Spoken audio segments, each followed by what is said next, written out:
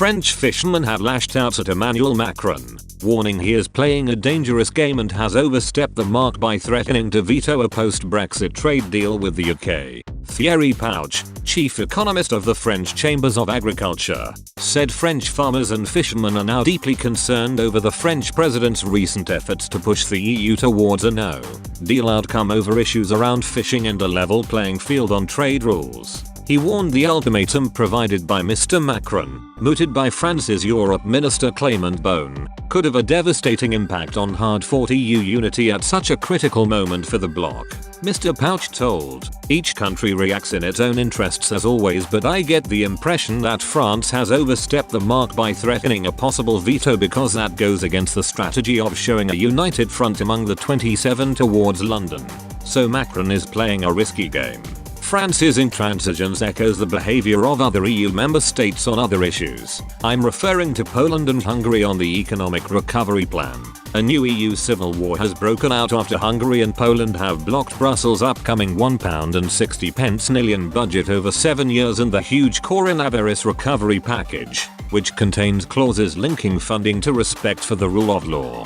Mr. Pouch explained, "France is doing likewise on Brexit. I think it is very dangerous for the EU to have so many states that are not pulling in the same direction. France has strongly denied it is acting in its own interests with renewed threats to veto a Brexit trade deal if its demands on fishing rights and the level playing field are not adhered to." Mr. Beaune has admitted while it would be naive to deny there were different concerns within EU member states, the mandate from chief negotiator Michel Barnier is detailed and we are sticking with it. He added, "The main players have all realigned behind the same position. There is unity on the message and on the strategy." France's Europe minister also insisted German Chancellor Angela Merkel also defends our demands. Mr. Beaune said, "She knows the European market well enough to guess how the German economy would suffer from a bad agreement. The UK's gamble on a split in the EU has failed. The row over a possible veto of a Brexit trade deal with the UK comes as negotiations continue to stuck at a stalemate around fishing rights, rules for fair trade and an enforcement mechanism."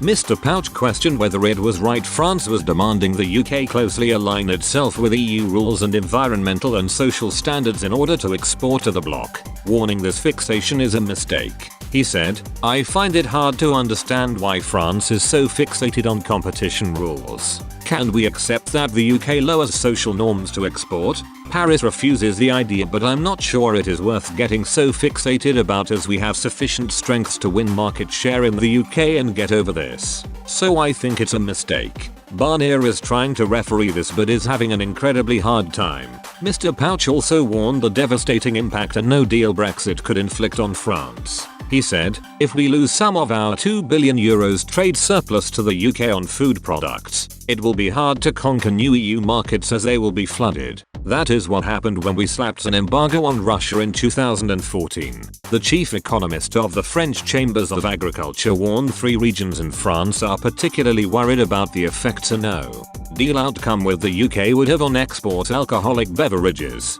dairy products, fruit and vegetables and biscuits and bakery. The Hauts-de-France region in the north of the country is worried about a loss of export on cereals, animal feed and grain. The Grand Estate region in northeastern France is extremely concerned about losing market share on bakery products, while the Bordeaux region is very worried about wine. The French Chambers of Agriculture believes customs tariffs on European and French dairy products being exported to the UK could surge by as much as 40%, with Mr. Pouch also warning these could reach 80–100% on some products, such as cheese. He also issued a stern warning to the UK, warning the British could be hit by a double whammy in the event of a no-deal that would see prices skyrocket because of new customs tariffs on products and lower purchasing power due to the value of the pound falling against the euro. But he also warned, in that case, British consumers could turn away from European products, principally French, and buy elsewhere. It's not by chance that the UK recently signed a deal with Japan and Canada. It's in all our interests to avoid damaging trade relations. For the EU, Macron and the British, without a deal, the UK with its €30 billion trade deficit in food and agriculture products, could be heading for food shortages in the short term. But avoiding a no deal is in our interests too.